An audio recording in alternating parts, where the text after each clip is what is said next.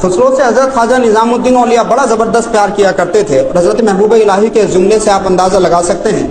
फरमाया करते थे कि अगर मुझे शरीयत इजाज़त देती तो मैं खुसरो को अपने साथ अपनी कब्र में लेकर के दफन हो जाता। ऐसा प्यार करते थे हज़रत मेरे खुसरो से।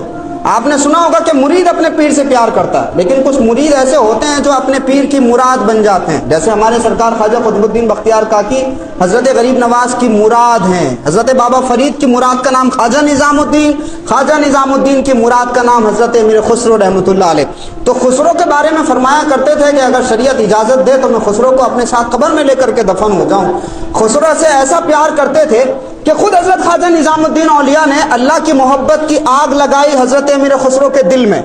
रसूल अल्लाह के इश्क का चिराग लगाया हज़रत मीर खुसरो के दिल में। फिर हज़रत ख्वाजा निज़ामुद्दीन औलिया दुआ भी किया करते थे कि ए अल्लाह, इस तुर्क के दिल में तेरी मोहब्बत की जो आग रोशन हो गई है, उस आग के सदक़े में मेरी मग़फ़िरत फरमा दे।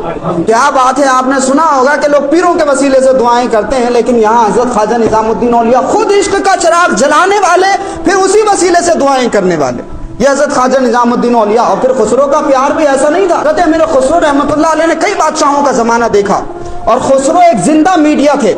खुसरो दरबारों में आया जाया करते थे। हज़रत ख्वाजा निज़ामुद्दीन औलिया ने उनको इजाज़त दी थी कि आप बादशाहों के यहाँ जाइए और जो भी काम आप कर सकते हैं मखलूक की भलाई के लिए वो करिए।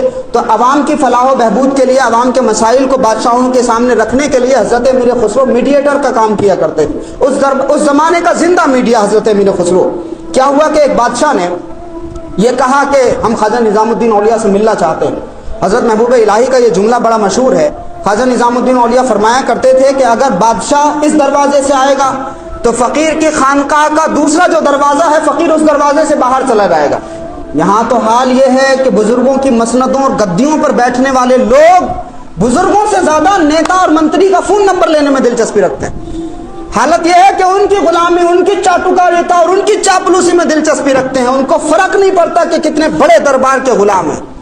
इधर उधर नेताओं के यहाँ इधर उधर जाकर के चापलूसी और चाटुकारिता और ये तलवे चाटने का काम कर रहे हैं आज के लोग। लेकिन ख्वाजा निज़ामुद्दीन औलिया फरमाते थे अगर बादशाह इस दरवाजे से आएगा मैं उधर से वापस चला जाऊंगा।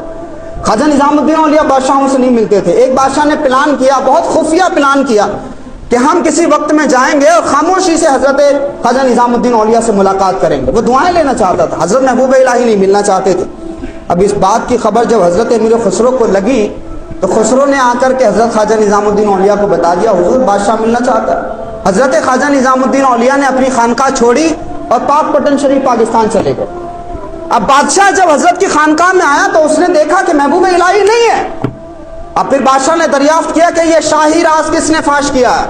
तो जब हज़रत मीर खुसरो रहमतुल्लाह अलैह के बारे में यह पता चला बादशाह को कि यह राज हज़रत अमीर खुसरो ने फाश कर दिया, ये शाही राज फाश किया, तो बादशाह ने बुलाया हज़रत अमीर खुसरो को और पूछा कि खुसरो तुम्हें पता है शाही राज को फाश करने का अंजाम क्या होता है। हज़रत अमीर खुसरो कहने लगे कि हाँ मैं जानता हूँ, मेरी जान जा सकती है, मगर ये बात याद रखना कि अगर इस राज को मैं अपने पीरो मुर्शिद से छुपा लेता तो मेरा ईमान जा सकता था। मैंने अपनी जान हथेली पर रख करके अपने ईमान को बचाया है।